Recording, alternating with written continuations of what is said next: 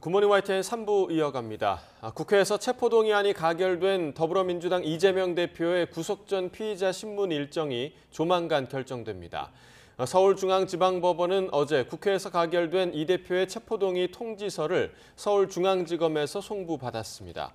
법원은 영장전담 재판부 배당 등 내부 절차를 거쳐 곧 신문 날짜를 정할 예정입니다. 이재명 대표 체포동의안이 국회 본회의에서 가결되자 민주당 원내 지도부가 표결 결과에 책임을 지고 총사퇴하는 등 당 내부가 극심한 혼란에 빠져들고 있습니다. 국민의힘은 체포동의안 가결은 민심의 뜻이라며 압박 수위를 끌어올렸습니다. 손효정 기자가 보도합니다. 당 지도부의 거듭된 부결 호소에도 이재명 대표 체포동의안이 가결되자 박강원 원내대표를 비롯한 원내 지도부가 총사퇴를 선언했습니다. 사무총장과 그 아래 정무직 당직자들도 가결 사퇴 책임을 지고 사의를 표했습니다. 모든 상황에 대한 책임을 지고 박강원 원내대표는 사의를 표명했고 이 시간부로 원내 지도부는 총사퇴합니다. 통합형 리더십으로 평가받으며 결선 투표 없이 압도적 표차로 당선됐던 박 원내대표는 1년 임기 절반도 채우지 못하고 취임 넉 달여 만에 불명예 퇴진하는 오점을 남기게 됐습니다. 차기 원내대표 선거는 정기국회와 강서구청장 보궐선거 등 일정을 고려해 조만간 당원 당규에 따라 치르기로 했습니다. 당 최고위원들은 체포안 가결 책임을 통감하지만 당 수습과 안정을 위해 일단 직을 유지하기로 했습니다.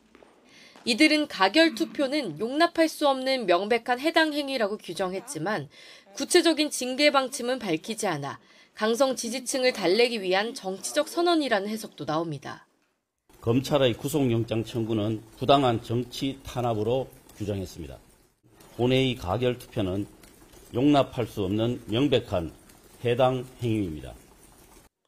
그럼에도 민주당은 극심한 내분 양상으로 치닫고 있습니다.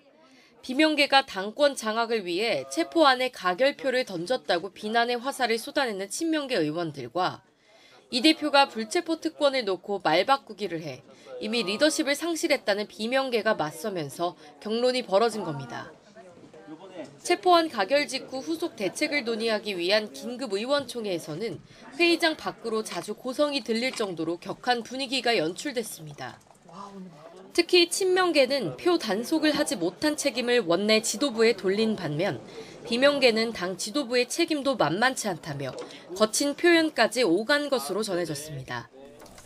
국민의힘은 이재명 대표가 방탄 단식을 벌였다고 거듭 강조하며 체포안 가결은 민심의 뜻에 따른 당연한 결과라고 평가했습니다. 어느 누구도 민심을 이길 수는 없습니다. 민심을 반영한 결과라고 생각합니다. 책임 있는 모습으로 돌아와 주실 것으로 저는 생각합니다. 이재명 대표 체포동의안 가결로 민주당 내 계파 갈등이 격해지며 전국은 예측할 수 없는 경랑 속으로 빠져드는 모습입니다. 법원이 이 대표 구속영장을 발부하는 최악의 상황까지 펼쳐질 경우 내용이 극에 달하며 결국 당이 쪼개지는 분당으로 갈 것이라는 전망도 나오고 있습니다. YTN 손효정입니다. 이재명 대표 체포동의안 표결에서 민주당과 야권 성향 의원들 가운데 적어도 39명은 부결이 아닌 이탈표를 던진 것으로 보입니다. 이 대표가 장기간 단식을 이어가면서 동정 여론이 일었지만 표결을 앞두고 부결을 호소한 게 역효과를 냈다는 분석도 나옵니다. 보도에 조성호 기자입니다. 더불어민주당 이재명 대표 체포동의안에 찬성표를 던진 의원은 모두 149명입니다. 국민의힘을 비롯해 가결을 주장한 의원 120명이 모두 찬성했다는 전제 아래 추가로 29명이 체포안에 힘을 실어준 겁니다. 여기에 기권과 무효까지 더하면 민주당이나 야권 성향 의원들 가운데 최소 39명은 부결 투표를 하지 않은 걸로 보입니다. 지난 2월 대장동 위례 사건과 관련한 이 대표의 첫 번째 체포동의안 표결 때도 규모는 비슷했습니다. 찬성이 한 표 많았지만 가결 정족수에 10표 모자라 부결됐습니다.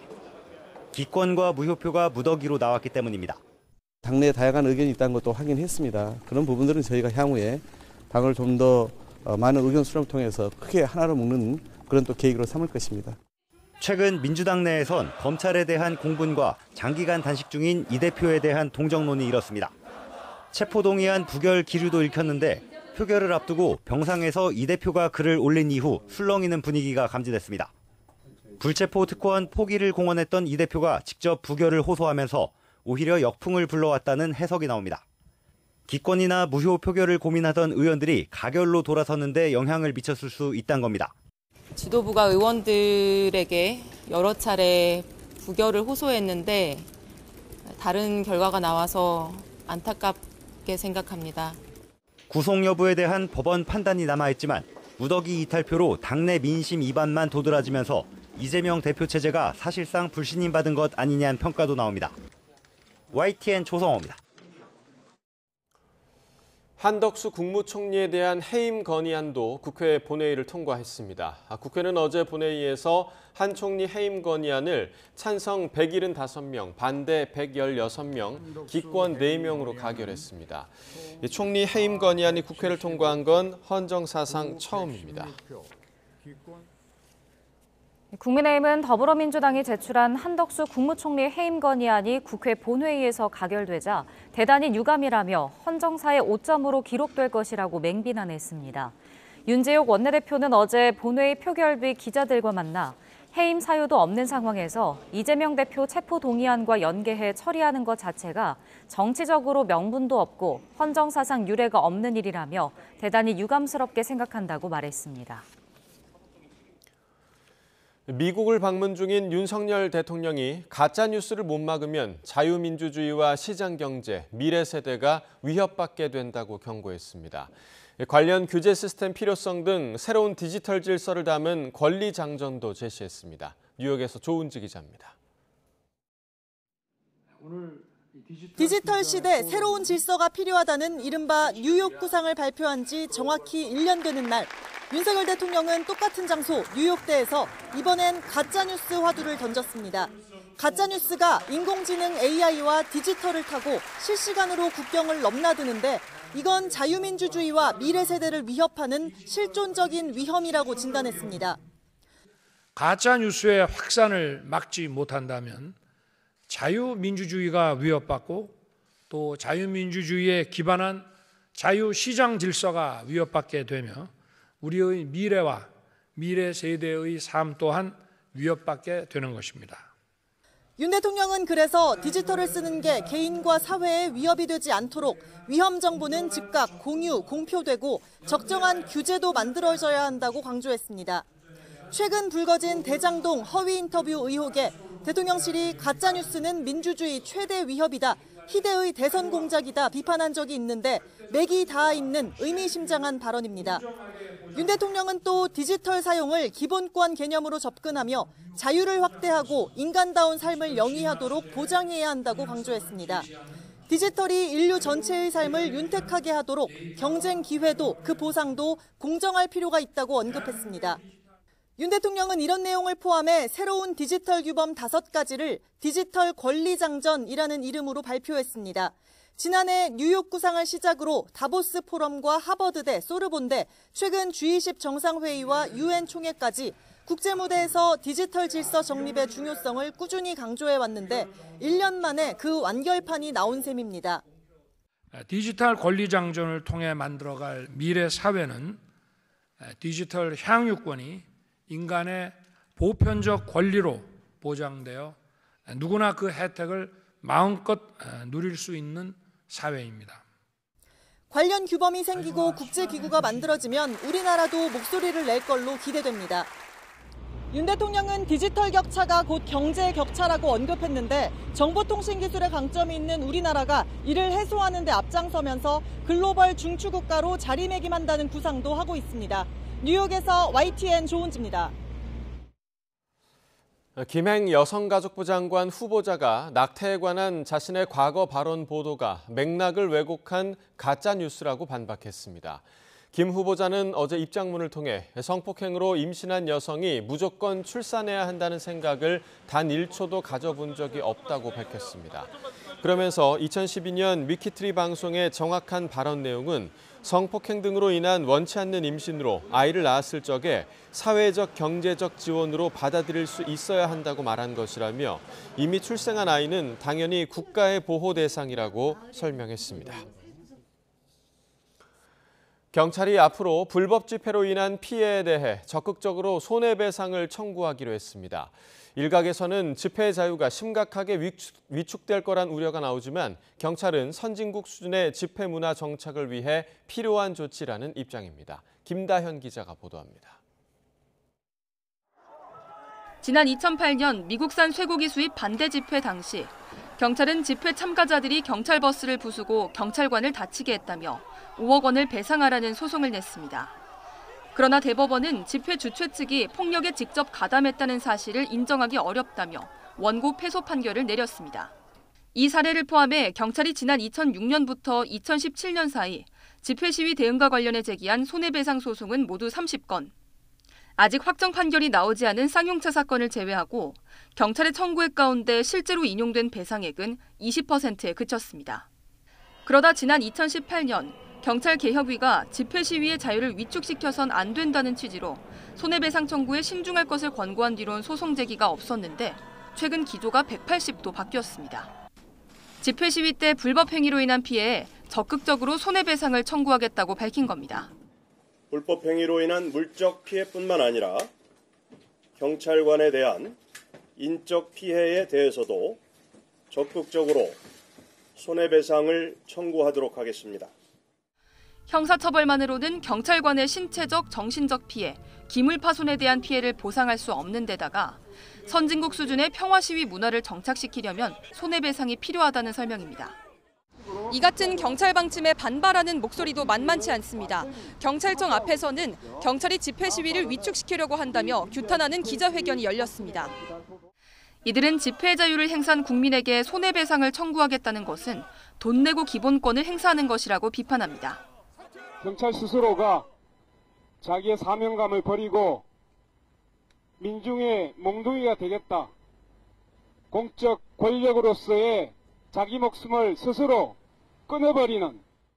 또 집회 과정에서 불법 행위가 있다면 형사 책임을 물을 수 있겠지만 세금으로 운영되는 국가기관이 국민을 상대로 손해배상을 남발하며 고통을 안겨선 안 된다고 지적합니다. YTN 김다현입니다. 강제추행 범죄가 성립하기 위해서는 피해자를 항거 곤란 상태로 만들 만큼 폭행하거나 또 협박한 행위가 있어야 한다는 요건이 필요했습니다.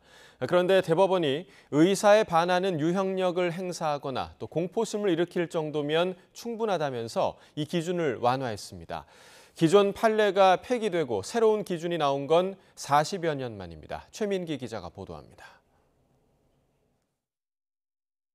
A씨는 지난 2014년 주거지에서 사촌 동생을 강제 추행한 혐의로 재판에 넘겨졌습니다. 자신의 신체를 만지게 하고 피해자가 거부하자 침대로 쓰러뜨려 강제로 몸을 만지고 방을 나가려 하자 끌어안기도 했습니다. 1심은 유죄가 인정된다며 A씨에게 징역 3년을 선고했지만 항소심에서 판단이 뒤집혀 강제추행 혐의엔 무죄가 내려졌습니다. 물리력 행사 정도가 피해자의 저항을 곤란하게 할 정도였다고 볼 수 없어 강제추행죄의 폭행, 협박 요건이 성립하지 않는다고 본 겁니다. 강제추행은 기습추행형과 폭행, 협박, 선행형으로 나뉩니다. 그 가운데 폭행, 협박, 선행형은 그 수준이 피해자의 항거를 곤란하게 할 정도였는지가 기준이 됩니다. 1983년 내려진 대법원 판결이 그 근거가 됐습니다. 그런데 대법원 전원합의체는 피해자의 저항을 기준으로 삼는 건 시대에 맞지 않는다며 40여 년 만에 기존 판례를 깼습니다. 피해자의 항거 곤란을 요구하는 것은 강제추행죄의 보호법이기 정조가 아닌 헌법 제10조에 근거한 개인의 성적 자기결정권인 점과 부합하지 않습니다. 항거 곤란 상태여야 한다는 요건을 강제로 신체를 잡아끄는 등 의사에 반하는 유형력을 행사하거나 공포심을 일으킬 해악 고지 정도면 충분하다는 새로운 기준을 제시했습니다. 강제추행 기준을 넓히면서 무죄를 선고한 원심을 깨고 사건을 서울 고등법원으로 보냈습니다. 신체에 대한 불법적인 유형력을 행사하거나 공포심을 일으킬 정도의 해악을 고지하는 경우 강제추행죄가 성립할 수 있다는 완화된 기준을 새롭게 선언하였습니다. 다만 대법원은 법 해석만으로 상대방의 명시적 동의를 받지 않고 신체 접촉을 하는 비동의 추행죄를 인정하는 취지는 아니라고 밝혔습니다. YTN 최민기입니다. 간첩 조작 사건 피해자 유우성 씨를 보복 기소했다는 의혹을 받는 안동환 차장검사의 탄핵소추안이 헌정사상 처음으로 국회를 통과했습니다. 이제 헌법재판소가 탄핵안의 정당성을 판단하는데 직무가 정지된 안 검사는 법과 원칙에 따라 사건을 처리했다고 반박했습니다. 보도에 김철희 기자입니다. 지난 2013년 서울시 공무원으로 일하던 유우성 씨는 북한에 탈북자 정보를 넘겼다는 혐의로 재판에 넘겨졌습니다. 서울시 공무원 간첩 사건으로 불리며 이목이 집중됐지만 수사기관이 증거를 조작한 것으로 드러났고 유 씨는 2년여 만에 누명을 벗었습니다. 첫날부터 느꼈어요. 내가 조작에 가담돼 있구나. 담당 검사들은 위조된 증거를 재판부에 제출했다는 이유로 감봉과 정직 징계를 받았습니다. 그런데 검찰은 징계 뒤 돌연 유 씨를 외국환 거래법 위반 혐의로 다시 기소했습니다. 4년 전엔 가담 정도가 약하다며 기소 유예 처분했던 혐의였습니다. 이 때문에 보복 기소 의혹이 불거졌고 대법원은 검찰이 공소권을 남용했다며 공소를 기각했습니다. 유 씨는 수사 검사를 처벌해달라고 관계자들을 고발했지만 공소시효가 지나 불기소 처분이 내려졌습니다. 그로부터 2년 뒤 민주당이 유 씨를 추가 기소했던 안동환 차장검사의 탄핵 소추안을 국회에 제출했고 야당이 주도한 현직 검사 탄핵안은 헌정사상 처음으로 본회의를 통과했습니다. 총 득표수 287표 중 가 180표, 부 105표, 무효 2표로서 가결되었음을 선포합니다. 간첩 조작 피해자 유우성 씨는 사필 규정이라고 반겼지만 사필 규정이라고 사실은 저는 이제 간첩 조작 사건으로 무려 아주 오랜 시간 동안 괴롭힘을 당하고 검찰로부터 또 보복 기소까지 당했거든요.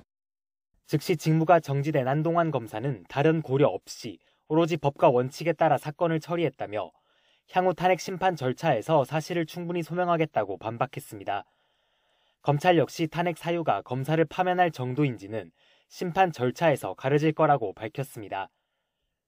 헌재는 다른 탄핵 사건 심판과 마찬가지로 신속히 심의할 방침이지만 파급력이 큰 대통령 탄핵이나 장관 탄핵 사건 때보단 다소 시간이 걸릴 것으로 보입니다. 앞서 박근혜 전 대통령 탄핵 결과가 나오는 데는 국회 의결로부터 92일이, 이상민 행정안전부 장관의 탄핵 결과는 167일이 걸렸습니다. YTN 김철입니다. 대학 강의에서 위안부는 자발적 매춘이라는 발언을 지난해에 이어 올해도 되풀이해 YTN에 보도된 경희대학교 철학과 최모 교수가 경찰에 고발됐습니다. 시민단체 서민민생대책위원회는 허위사실 유포에 의한 명예훼손 혐의로 최 교수에 대한 고발장을 어제 서울경찰청에 제출했습니다. 최 교수는 지난해 1학기와 올해 1학기 강의에서 위안부는 강제로 끌려간 게 아니라 모집에 응한 자발적 매춘이라는 발언을 수강생들에게 해서 논란이 됐습니다. 철강업체 내부 정보를 이용해 부당이득을 얻은 혐의를 받는 국세청 간부가 검찰에 넘겨졌습니다. 서울경찰청 반부패 공공범죄수사대는 지난 7일 국세청 간부 A씨를 특정범죄가중법상 뇌물수수 혐의로, 부산 지역 철강업체 관계자를 뇌물공여 혐의로 서울중앙지방검찰청에 불구속 송치했습니다. A씨는 부산지방국세청 간부로 있던 지난 2020년 철강업체 유상증자에 참여해 수억 원대 차익을 거두는 과정에서 다른 업체에서 담보 없이 2억 원을 빌린 혐의를 받습니다. 퇴근길 중부고속도로를 달리던 화물차가 앞서가던 통근버스를 들이받아 23명이 다쳤습니다. 인천에서는 만취 운전자가 차량 2대를 들이받아 3명이 다쳤습니다. 밤사이 사건 사고 소식 임성호 기자가 전해드립니다. 도로에선 버스 뒷부분이 망가져 있습니다. 25톤 화물차는 앞유리가 깨졌고 다른 차들의 뒷부분도 파손되어 있습니다. 어제 오후 충북 청주 오창읍 중부고속도로를 달리던 40대 남성의 화물차가 앞서가던 통근버스를 들이받았습니다. 충격으로 버스는 옆 차선을 침범하면서 앞서가던 다른 차량 6대가 잇따라 부딪혔습니다. 이 사고로 화물차 기사와 버스에 타고 있던 승객 등 23명이 다쳐 병원에 옮겨졌습니다. 1시간 동안 도로가 통제되면서 퇴근길 정체가 빚어지기도 했습니다. 도로의 비스듬히선 경차 앞부분이 찌그러져 있고 비상등을 켠 승용차 뒷부분도 심하게 망가졌습니다. 오늘 새벽 인천 가정동 도로에서 50대 여성 운전자가 몰던 경차가 신호대기 중이던 승용차와 주행 중이던 택시를 차례대로 들이받았습니다. 이 사고로 운전자 3명이 경상을 입어 병원에 이송됐습니다. 경찰 조사 결과 사고를 낸 경차 운전자는 면허 취소 수준의 만취 상태였습니다. 불이 난 차량 엔진룸에 소방관이 물을 뿌립니다. 차량은 전체가 새까맣게 그을렸습니다. 어제 저녁 대전 봉산동 도로를 달리던 승용차에서 불이 나 10여 분 만에 꺼졌습니다. 다친 사람은 없었지만 차량이 모두 불에 타 소방서 추산 800여만 원어치 재산 피해가 났습니다. 경찰과 소방은 차량 하부에서 불이 시작된 점을 토대로 정확한 원인을 조사하고 있습니다. YTN 임성호입니다. 추석을 앞두고 어르신들을 노리는 전화 금융 사기, 이른바 보이스피싱이 또다시 기승입니다. 금융당국과 은행권도 힘을 모아 피해 예방을 위한 집중 홍보에 나섰는데요. 이 전화 사기에 넘어가지 않으려면 알아둬야 할 3가지를 엄윤주 기자가 짚어봤습니다. 80대 어르신이 허겁지겁 은행 영업점 안으로 들어옵니다. 다급하게 창구 직원에게 다가가 통장 1개를 건넵니다. 목이 타는지 연거푸 물을 마시더니 손은 만지작 불안한 기색이 역력합니다. 당시 어르신은 1억 원이 들어있는 예금 통장을 꺼내며 이 가운데 5천만 원을 현금과 수표로 인출해달라고 요구했습니다. 수상함을 직감한 은행 직원이 보이스피싱이 의심된다고 말려봤지만 소용없습니다. 경찰이 출동하고서야 어르신은 누군가 아들을 납치했다며 돈을 요구했다고 설명했고 다행히 큰 피해는 없었습니다. 추석 명절을 앞두고 현금 사용이 늘어난 틈을 타 이 같은 보이스피싱이 기승을 부리고 있습니다. 금융권의 지속적인 홍보에도 수법이 갈수록 교묘해지자 은행권도 피해 예방에 안간힘을 쓰고 있습니다.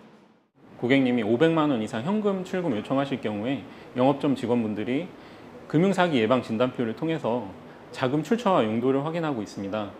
의심될 경우에는 저희가 경찰이 즉각 출동해서 사후 조치할 수 있는 가장 중요한 건 일단 의심하는 겁니다. 가족이 납치됐다거나 다쳤다는 이유로 금전을 요구한다면 지인을 통해 서둘러 연락해 안부를 확인하는 게 좋습니다. 뜬금없이 걸려온 금융사 ARS 전화가 본인 인증을 이유로 계좌와 카드의 비밀번호를 입력하라고 한다면 그냥 끊으셔야 합니다. 은행원이라며 대출 상담을 해주겠다고 SNS로 본인 신분증을 전송한다면 금융 사기 확률은 100%입니다. 3고를 기억하시면 좋을 것 같습니다. 의심하고 끊고 확인하고입니다. 만약 보이스피싱 피해를 당했다면 신속하게 피해금이 입금된 계좌를 지급 정지하는 것이 피해를 최소화하기 위한 방법입니다. 금융당국도 피해 증가가 예상되는 추석을 앞두고 취약계층을 보호하기 위해 오는 27일까지 집중 홍보 기간을 운영할 방침입니다. YTN 엄윤주입니다. 모바일 기기를 이용한 결제 규모가 1년 전보다 12%가량 늘면서 실물 카드 이용액을 처음으로 넘어선 것으로 나타났습니다. 한국은행이 발표한 2023년 상반기 중 국내 지급결제 동향 자료를 보면 모바일 기기 등을 이용한 하루 평균 결제 규모는 1조 4,620억 원으로 지난해 상반기보다 11.9% 증가했습니다. 같은 기간 실물 카드의 하루 평균 결제 규모는 1조 4,480억 원이었습니다. 금융당국이 주가 조작 등 불공정 거래 혐의 계좌를 동결하는 방안 도입을 추진하고 신고 포상금을 최고 20억 원에서 30억 원으로 올리기로 했습니다. 금융위원회는 금융감독원, 서울남부지검, 한국거래소와 함께 정부 서울청사에서 자본시장조사단 출범 10주년 기념식을 열고 이 같은 내용의 불공정 거래 대응 체계 개선 방안을 발표했습니다. 항저우 아시안게임 국민의힘에 참가하는 우리 선수단이 어제 선수촌 입총식을 치렀습니다. 오랜만에 국제무대에 복귀하는 북한 선수들은 오늘 입촌 행사를 가질 예정입니다. 중국 항저우에서 김상익 기자가 보도합니다. 무더위를 잠시 식혀주는 가을빛 속에 우리 선수단이 비옷을 입고 선수촌 국기광장에 들어섭니다. 시리아와 요르단, 예멘과 함께한 입촌식에는 여자 기계체조와 탁구 대표팀 등 선수 임원 30여 명이 참석했습니다. 더 떨리는 것 같아요. 더 떨리고 이제 시작이구나. 정말 여러분들께, 국민 여러분들께 약속했던 거 꼭 지켜야 되겠구나. 선수들도 태극기가 개양되고 이국 땅에 애국가가 울려 퍼지자 각오가 새로워집니다. 단체 3등 목표로 하고 있고요. 열심히 훈련해온 만큼 기량을 발휘하면 가능하지 않을까 싶습니다. 우리 선수단 중 두 번째로 어린 12살 초등학생 국가대표 문강호 군도 선수단 맨 앞에서 낯선 경험을 즐겼습니다. 처음 선수촌 와봤는데 시설도 좋고 그래도 편안하게 쉴 수 있어서 좋아요. 스케이트보드 종목에 대해서 많은 관심과 응원 많이 부탁드립니다. 18개 종목에 180여 명의 선수단이 참가한 북한 선수들도 선수촌 곳곳에서 목격됐지만 일부 종목 단일팀을 구성했던 5년 전과는 달리 한국 취재진과 거리를 두려는 모습이었습니다. 오랜만에 국제 스포츠 무대에 복귀하는 북한은 우리보다 하루 뒤에 입촌식을 거행할 예정입니다. 마지막 컨디션 조절과 현지 적응에 들어간 선수단은 이제 결전의 시간만을 기다리고 있습니다. 중국 항저우에서 YTN 김상익입니다.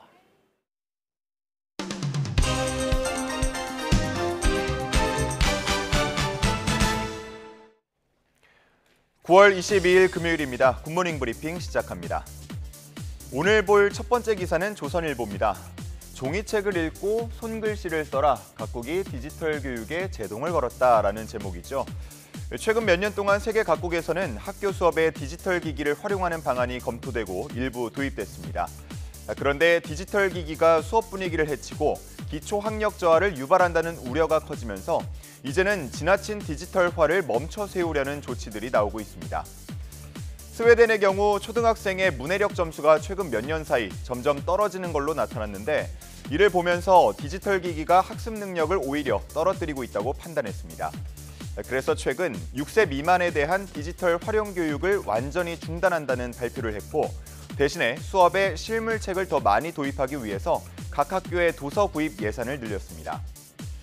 한편 캐나다는 손글씨 쓰기 수업을 필수 교육과정으로 되살리기로 했는데요. 2006년 선택 과목으로 강등된 지 17년 만에 나온 조치입니다. 필기를 하면 더 진정성 있는 표현을 할 수 있고 더 비판적으로 사고를 하는 데 도움이 된다고 보고 있습니다. 이 밖에도 프랑스나 이탈리아, 핀란드 등에서는 디지털 기기가 교실에 있으면 수업에 방해가 된다면서 퇴출시키는 분위기입니다. 국내 전문가들도 디지털 기기를 활용하면 집중력이 떨어질 수 있는 등 수업에 부정적인 영향을 준다고 보고 있는데요. 그러면서 지나친 디지털화나 저연령층의 디지털 활용에 대해서 경계하는 목소리를 내고 있습니다. 자, 다음 볼 기사들은 내일 개막하는 항저우 아시안게임에 대한 이야기를 다루고 있습니다. 먼저 한겨레에는 현장 취재 분위기가 지난 베이징 겨울 올림픽 때와 사뭇 달라졌다는 내용을 전하고 있었는데요. 베이징 올림픽 때는 입국장에서부터 방호복을 입은 관계자들이 소독약부터 들이댔었지만 지금은 자원봉사자들이 웃으면서 해외 선수단과 취재진을 반기고 있다고 합니다. 또 베이징 올림픽 때는 이른바 폐쇄 루프를 운영하면서 선수단과 취재진의 동선을 제한하고 외부와의 교류를 끊었었지만 지금은 오히려 각 호텔마다 자원봉사자를 배치하면서 각종 정보를 제공하려고 노력한다고 합니다. 그리고 공항과 호텔, 경기장, 미디어 센터 등을 오가는 셔틀버스도 갖추면서 취재 편의까지 제공하고 있는데요. 그래서 국제대회 취재 경험이 많은 기자들 사이에서는 이 정도로 취재 지원을 하는 거는 처음 본다라는 말이 나올 정도라고 합니다. 선수들도 경기에 보다 집중할 수 있고 그 모습을 취재진도 생생하게 담아서 전할 수 있을 것 같은데요. 내일부터 전해질 소식들 벌써부터 기대됩니다. 자, 다음은 경향신문에 실린 아시안게임 기사입니다. 24일은 코리안데이다, 설렌다라고 쓰여 있습니다. 24일이라고 하면 모레죠. 개회식 다음 날인 일요일인데 사진에 지금 나와 있는 것처럼 수영, 태권도, 펜싱, 유도, 근대 5종, 또 사격 등에서 본격적인 메달 사냥에 나설 것으로 보입니다. 수영에는 황선우 선수가 눈에 띄는데 주종목인 자유형 200m를 포함해서 다관왕에 오르기 위해서는 이날 펼쳐지는 자유형 100m 성적이 중요하다고 볼 수 있겠습니다. 한편 맞고 찌르고 펜싱에서도 금메달이 기대되는데 여자 에페 간판 송세라 선수가 선봉에 나서게 됩니다. 최근 부상으로 고전하기도 했지만 열심히 치료하고 또 훈련한 만큼 좋은 성적을 기대해 볼 수 있겠습니다. 근대 5종에서는 지난 대회 금메달리스트인 전웅태 선수가 나서는데 역대 아시안게임에서 근대 5종 2연패를 달성한 선수는 아무도 없기 때문에 새해 역사를 쓸 수 있을지 관심이 모입니다. 우리나라는 이번 대회에서 금메달 50개, 종합 3위를 목표로 하고 있는데요. 좋은 스타트를 끊을 수 있을지 주말 동안 열심히 응원하면서 지켜보도록 하겠습니다. 자, 마지막 볼 기사는 귀성길 휴게소 음식 가격을 다룬 경향신문입니다. 이렇게만 말씀을 드리더라도 아마 내용을 다들 유추하실 수 있을 것 같은데 과거에 비해서 많이 비싸졌다라는 내용입니다. 최근에 나온 자료를 보면 휴게소에서 가장 많이 팔리는 10개 음식의 평균 판매가가 2년 사이에 11%가량 오른 것으로 나타났습니다. 조금 더 세부적으로 품목별로 보면 떡꼬치가 18.5% 상승하면서 가장 많이 올랐고 핫도그도 17% 올랐습니다. 그 다음으로는 돈가스가 15% 올랐는데 이제는 평균 판매가가 10,000원 선을 넘어서게 됐습니다. 이 밖에도 우동, 호두과자, 비빔밥 등의 가격이 10% 이상 두 자릿수로 올렸습니다. 작년 이맘때쯤에 휴게소 음식 가격을 10%가량 인하하는 방안이 논의되기도 했었는데요. 영업이익 악화 우려로 가로막혔습니다. 이번 명절에는 이렇게 차례상 비용 오른다, 휴게소 음식 가격 오른다 이런 기사들을 계속 전해드리고 있어서 저도 참 마음이 무거운데요. 하지만 오랜만에 반가운 가족들 얼굴 보면서 웃음 가득한 연휴가 되기를 바라보겠습니다. 9월 22일 아침 신문 살펴봤습니다. 지금까지 굿모닝 브리핑이었습니다.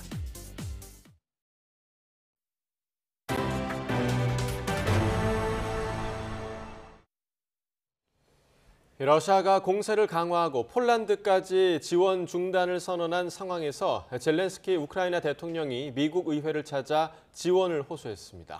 최근 공화당에서 우크라이나 지원에 대한 회의론이 제기되는 가운데 지난해 젤렌스키 대통령을 떠들썩하게 영웅 대접을 했던 미국 의회 분위기도 달라졌습니다. 워싱턴에서 권준기 특파원입니다. 러시아가 우크라이나에 대한 대규모 공습을 퍼부은 직후 미국을 방문 중인 젤렌스키 대통령은 미 의회를 찾았습니다. 240억 달러 규모의 추가 지원안 통과를 직접 호소하기 위해서입니다. 여야 지도부가 모두 나와 반긴 상원에서 젤렌스키는 미국 지원이 없으면 전쟁에서 패배할 거라며 단도직입적으로 도움을 요청했습니다.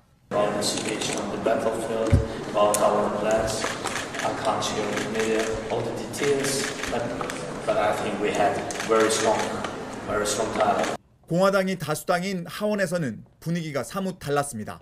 당내에서 우크라이나 지원 중단 압박을 받고 있는 메카시 하원의장은 지난해와 달리 젤렌스키의 의회 연설 요청을 받아들이지 않았고 카메라 앞에 나란히 서는 것마저 거부했습니다. 비공개로 진행된 면담에서 메카시 의장은 전쟁을 어떻게 이길 건지 조목조목 따져 물었습니다. But I believe when we're looking at where we're going right now, Zelensky has answered a lot of questions. 백악관에서 젤렌스키를 맞은 바이든 대통령은 흔들림 없는 지원을 약속했습니다. 회담을 마친 뒤에는 대규모 추가 지원안도 내놨습니다. 특히 사거리 300km로 러시아 전선 후방을 때릴 수 있는 지대지 미사일 에이테크임스에 대한 지원 가능성도 열어놨습니다. 에이테크임스는 우크라이나가 가장 바라는 무기였지만 지금까지는 러시아 본토 타격 우려로 미국이 지원을 거부해왔습니다. 이번 방문에서도 젤렌스키 대통령은 미국의 지원 약속을 받아냈지만 최근 미국 내 전쟁 지원 피로감이 고조되고 있는 데다 내년 대선도 가까워지고 있어 언제까지 이 전폭적인 지원이 가능할지는 물음표가 붙습니다. 워싱턴에서 YTN 권중입니다. 올해 92살인 미디어 재벌 루퍼트 머독이 경영 일선에서 물러납니다. 회사 경영은 장남이 도맡습니다. 보도에 이종수 기자입니다. 미디어 거물 머독 유스코프 폭스 회장이 경영에서 손을 뗍니다. 언론사 경영을 시작한 지 70년 만입니다. 현재 유스코프 공동회장인 장남 라클런이 경영을 도맡습니다. 호주에서 태어난 머독은 22살 때 부친의 갑작스런 사망으로 작은 지역 신문사를 물려받은 뒤 몸집을 키워나갔습니다. 37살 때 영국으로 진출해 뉴스 오브 더 월드와 선 등 타블로이드지를 인수해 선정적인 가십과 연예계 뉴스로 매출을 늘려나갔습니다. Everybody knows what happened. Certainly it's going to sell newspapers. And the other stories we'll put in which will sell newspapers. We're not ashamed of that. 미국에 진출해서도 타블로이드지 뉴욕 포스트를 사들였습니다. 나아가 미국 유력 경제지 월스트리트 저널, 영국 더 타임스 등도 인수해 주류 언론계에서도 막강한 영향력을 행사해왔습니다. 1980년대에는 20세기 폭스사까지 인수해 미디어 제국의 수장이 됐습니다. 자신 소유 언론사를 통해 마쿠에서 호주, 영국, 미국 정치에도 영향력을 행사해 태양왕이라는 별명을 얻기도 했습니다. 사생활도 하려 해 4차례 결혼했고 지난 3월엔 목사 모델 출신 레슬리 스미스와 결혼을 발표했다. 종교적 차이를 이유로 파혼했습니다. 머독의 재산은 올해 기준 173억 달러, 약 23조 원으로 추정돼 세계 부자 순위 76위에 이름이 올라 있습니다. YTN 이정수입니다. 프랑스를 국빈 방문 중인 찰스 3세 영국 국왕이 국왕으로서 내게 주어진 시간 동안 영국과 프랑스 간 관계를 강화하기 위해 모든 힘을 다할 것이라고 말했습니다. 찰스 3세는 어제 파리 상원에서 상하원 의원을 상대로 한 연설에서 영국은 프랑스의 가장 가까운 동맹국이자 가까운 친구 중 하나가 될 것이라며 이같이 말했습니다. 영국 국왕이 프랑스 상원 본회의장에서 연설을 한 건 이번이 처음입니다. 아이폰 제조업체 애플이 수조 원을 들인 통신 모뎀 칩 개발에 어려움을 겪고 있는 것으로 전해졌습니다. 애플이 최근 공개한 아이폰 15 시리즈에는 자체 개발 중인 통신용 칩이 빠져 있다고 월스트리트 저널이 보도했습니다. 보도에 따르면 애플은 자체 개발 칩에 대한 테스트 결과 너무 느리고 쉽게 과열되는 등의 문제점이 드러났고 칩을 개발 중인 팀 내에서 상호 소통도 제대로 되지 않고 있는 것으로 전해졌습니다.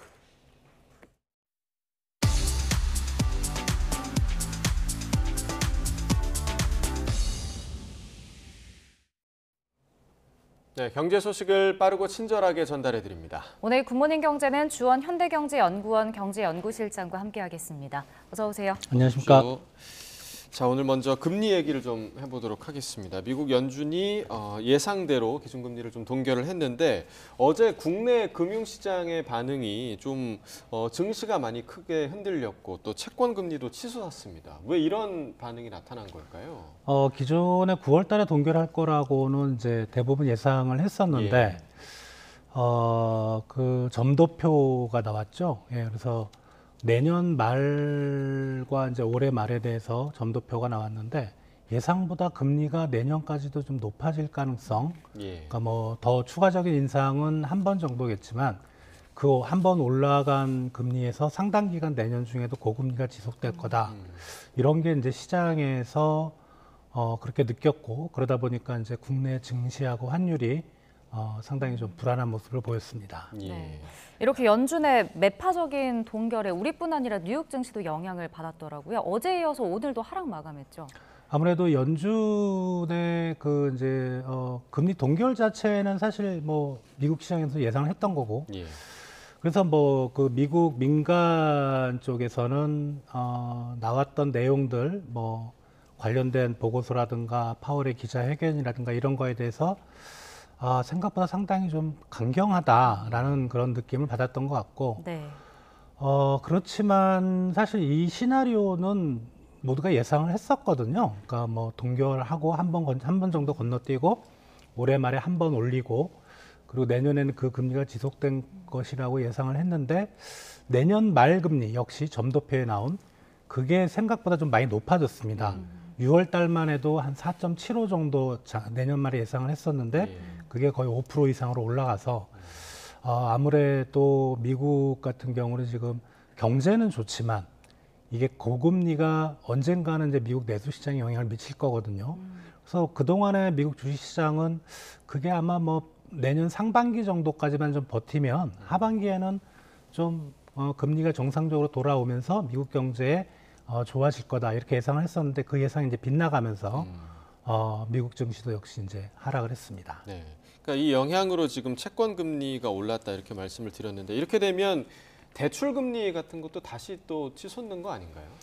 그럴 가능성이 높다고 봐야죠. 그러니까 대출 금리는 보통 우리 이제 국채보다는 은행채죠. 자금 조달 비용에 대해서 이제 그 금리가 높아지면 올라가는데 은행채도 역시 이제 국채 금리가 올라가면 같이 따라가는 경향이 있거든요. 다만 이제 과거에 보면은 그 우리나라도 그렇고 연준도 그렇고 그 정책 금리, 기준 금리가 정부의 정책 금리가 꼭대기까지 왔을 때는 더 추가적으로 크게 올라가진 않아요. 오히려 조금씩 완만하게 떨어지고 그런 모습을 보이거든요. 그래서 지금은 이제 이벤트가 있었기 때문에 금리가 좀 단기적으로 폭등하는 그런 측면도 있지만은 이게 점차 시간이 지나면 지금 금리 수준에서는 크게는 좀 올라가지는 못하고 오히려 경우에 따라서는 시간이 가면 갈수록 시장 금리가 좀 조금씩 떨어질 가능성이 높다고 생각이 됩니다. 예. 네, 그래도 아직까지 뭐 금리 부담이 있기 때문에 사람들이 소비를 줄일 수밖에 없을 것 같은데 이렇게 회복이 좀 더딘 상황에서 국내 경제도 이런 게 영향을 끼치지 않을까요? 지금 국내 경기 회복을 가로막는 요인은 크게 두 가지인데 하나는 이제 다들 아시다시피 수출이 안 되는 거. 두 번째는 이제 내수가 막힌다는 문제거든요. 그러니까 이게 내수는 말씀하신 소비뿐만 아니고 투자, 특히 투자 같은 경우는 금리가 상당히 중요합니다. 네. 그러니까 투자를 하려면 막대한 자본이 필요한데 그 자본은 누가 제로 금리로 빌려주는 게 아니죠. 지금의 시장 금리를 적용하기 때문에 자본 조달 비용이 크고 그리고 소비자의 입장에서는 이미 이제 물가가 상당히 높은 수준이고 실제로 우리가 소비를 할 때 이제 마트에서 장을 볼 때도 과거에 샀던 그런 양보다 상당히 줄었는데 거기다가 금리까지 올라간다면 가계부에서 이자 비용이 더 커지는 거죠. 그런 걸 생각할 때 고금리는 내수 회복에 상당히 좀 심각한 타격을 입힐 수가 있습니다. 네. 그러니까 연준이 금리를 동결을 했지만 고금리가 더 오랫동안 지속될 거란 예상이 되면서 한국은행도 좀 고민이 커질 것 같아요. 이제 그 금통위를 열어서 기준금리를 결정할 예정인데 이미 뭐 미국과의 금리 차가 2%포인트로 좀 벌어진 상황이잖아요. 어떻게 좀 전망하세요? 2%포인트나 벌어진 격차가 2.25%포인트나 사실 별 차이 없고요. 예. 그리고 한국은행은 저번 이제 통화정책 방향 결정문에서 그 이전의 통화정책 결정할 때와 다른 용어들이 등장했는데 그게 이제 중국 경제 리스크거든요. 그러니까 그 이전에 중국 경제를 긍정적으로 봤는데 중국 경제가 참 리스크가 컸고 그래서 수출 경기를 상당히 좀 우려하고 있다는 그런 표현을 했고요. 이런 걸 생각할 때 금리를 쉽게 올리지는 못합니다. 다만 이제 최근에 가계부채가 늘어난 부분, 특히 이제 가계부채 중에서 주택담보대출이 늘어난 부분을 상당히 우려하고 있지만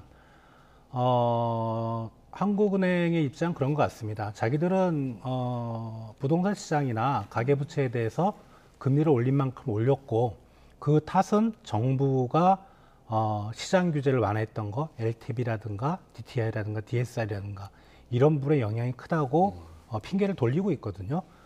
그런 상황에서 가계부채를 잡자고 금리를 올리지는 못할 것 같고 아마 당분간은 계속 한국은행은 좀 현 3.5%를 유지할 걸로 예상이 되고 추가적인 인상은 아주 이례적인 뭐 물가가 급등한다든가 이러지 않는 이상은 없다고 보시면 될 것 같습니다.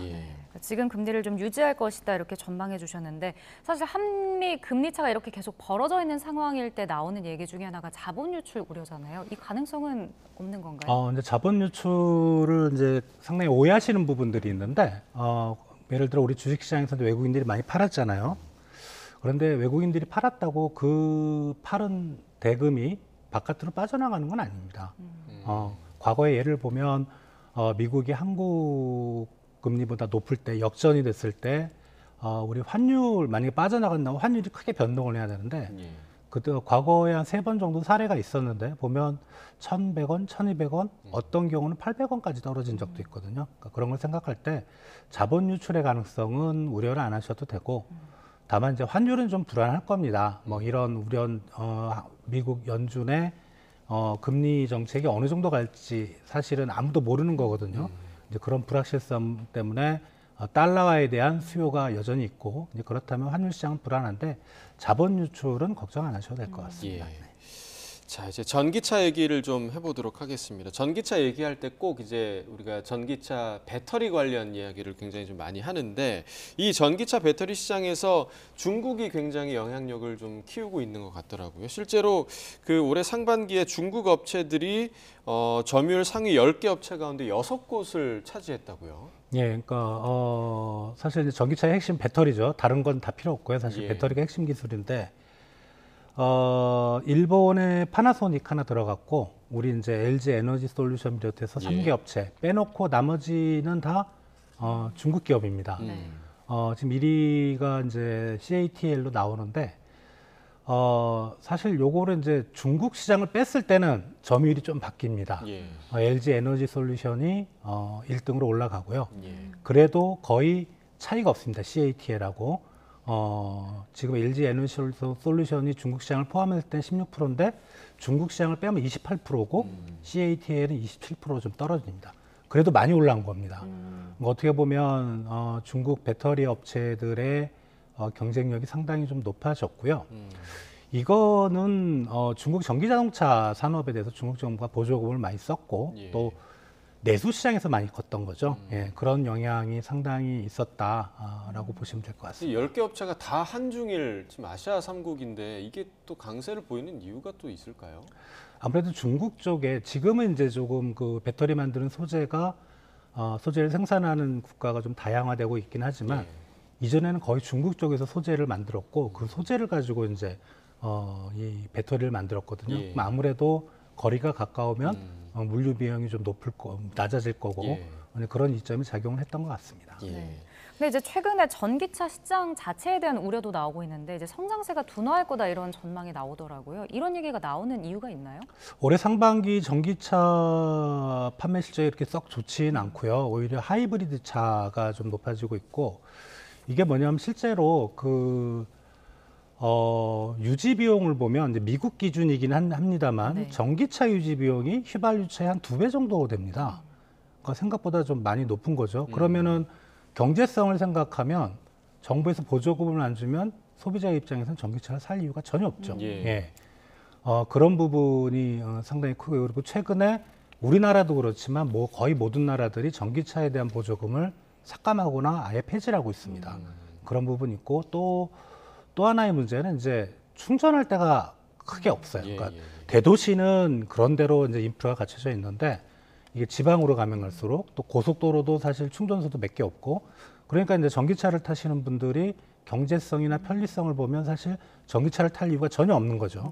그런 부분이 아마 시장 점유율이 떨어지는 이제 그런 모습일 거로 생각이 됩니다. 네, 뭐 실제로 영국에서는 그 내연기관 자동차 퇴출 계획을 5년 연기하겠다, 뭐 이런 얘기도 나오더라고요. 왜 이런 발표까지 나오고 있나요? 이제 기후 변화라는 아젠다를 가지고 이제 영국도 2050 탄소 중립 목표를 세웠거든요. 그러니까 모든 나라들이 2050을 세웠는데 첫 번째는 한 몇 가지 이유가 있는데 영국 같은 경우는 세 가지 정도 볼 수 있는데 첫 번째는 과연 이제 머릿속에 그리는 세상과 현실과 그 괴리가 항상 있는데 그 괴리가 너무 커버리면 그러니까 그렇게 가는 건 좋은데 퇴출을 해버리면 당장 내연차가 못 돌아다니잖아요. 새로운 차가. 그러면 상당히 좀 힘들어진다, 경제가. 그리고 두 번째는 영국 내에서 뭐 많은 나라들이 그렇겠지만 기후 변화라는 아젠다, 도덕과 그다음에 이념은 상당히 좋은데 좀 피로감이 생긴 거죠. 그게 이어져서 이제 세 번째로 영국이 곧 이제 총선이 있습니다. 어떤 사람들이 이제 그런 생각을 가지고 있다면 이거를 좀 후퇴해서 표를 얻고자 하는 이제 그런 의도가 담긴 걸로 생각이 됩니다. 우리나라 전기차 등록 대수도 보면 1년 전보다는 6% 가까이 줄었더라고요.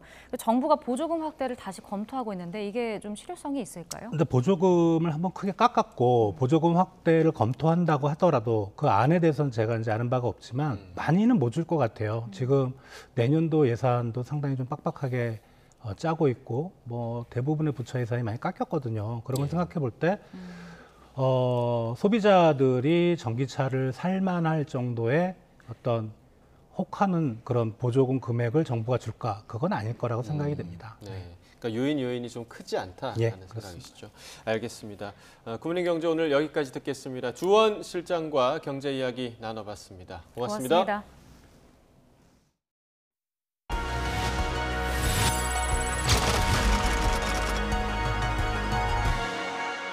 직원이면은 정직원이겠죠. 혀가 1kg에 990원. 지금 있는 아줌마들만으로도 골머리가 빠개지는데.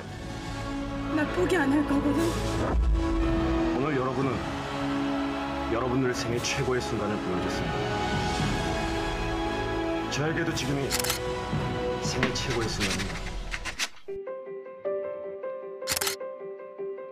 국내에서 큰 인기를 얻지 못하면서 실업팀은 줄고 갈 곳 없는 선수들은 해외로 이적했다. 남은 선수들은 세계대회 경험이 부족했고 대표팀 소집은 시작부터 난관이었다. 선수 구성이 어려워지자 이명철 감독은 베테랑 선수들을 설득해 팀에 영입했다. 일본에서 핸드볼 감독으로 활약하던 이모경은 대표팀 선수로 합류해 훈련에 돌입했다. 8년 만에 메달을 목표로 훈련에 박차를 가했다. 시드니 때 사이한 게 너무 아쉬운 것도 있고 후배들도 올해 이제 큰 각오가 대단하더라고요. 그렇게 세계 정상 선수들과의 경기가 시작됐고 덴마크와 2번의 연장전 끝에 아쉽게 패배했지만 은메달이라는 값진 성과를 냈다. 이 경기는 한국 여자 핸드볼의 위상과 선수들의 열정을 전 세계에 각인시켰다. 국민적 무관심 속에서도 여자 핸드볼은 신화를 만들어내며 최고의 감동을 선사했다. 정말 베이징 올림픽 가서 꼭 금메달 딸 수 있도록 정말 최선을 다할 것입니다.